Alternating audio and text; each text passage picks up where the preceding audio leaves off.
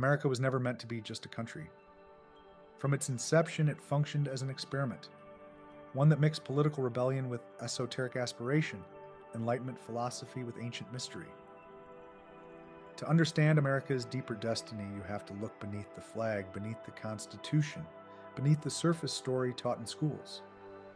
On the surface, America is framed as a rebellion against tyranny, but structurally it was something far more precise, a deliberate attempt to externalize an inner idea, the sovereignty of the individual conscience.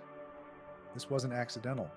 Many of the architects of the American system were steeped in classical philosophy, Freemasonry, Hermeticism, and Enlightenment rationalism.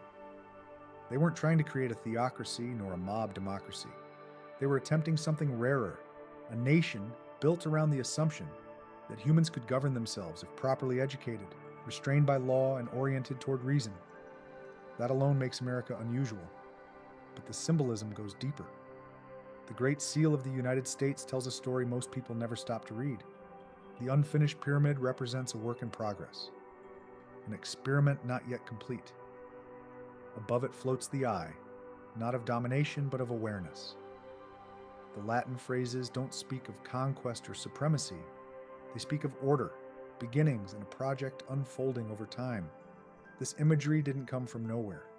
It echoes mystery school symbolism thousands of years old, the idea that civilization itself is an initiatory process. America, in this sense, was designed as a stage, a testing ground, a crucible. The founders understood something uncomfortable. Freedom isn't stable. It decays if the people holding it lack discipline, wisdom, and inner authority.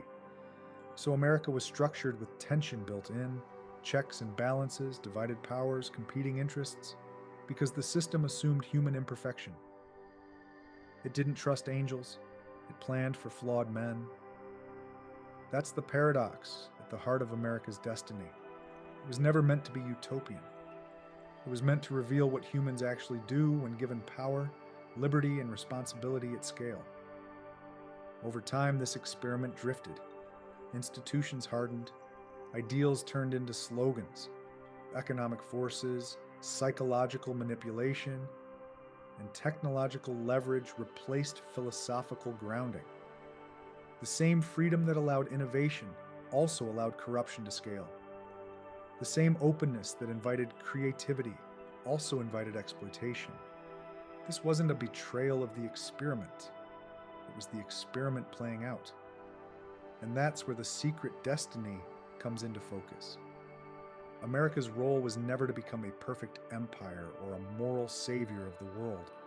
Its deeper function was exposure, to amplify human tendencies so clearly that they could no longer be denied.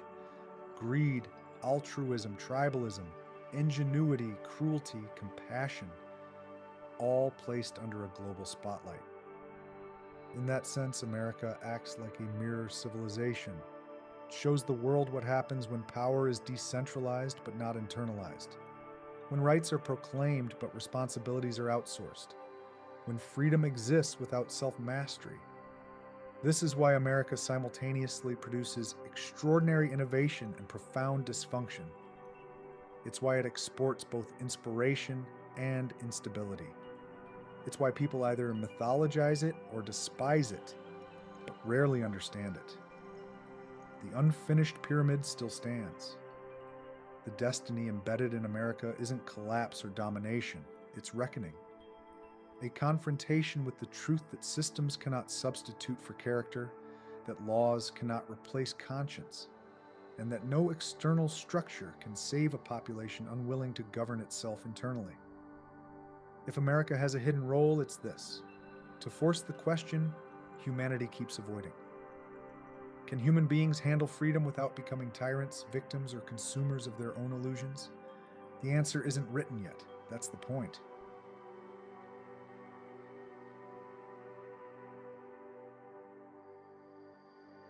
Humanfluence out.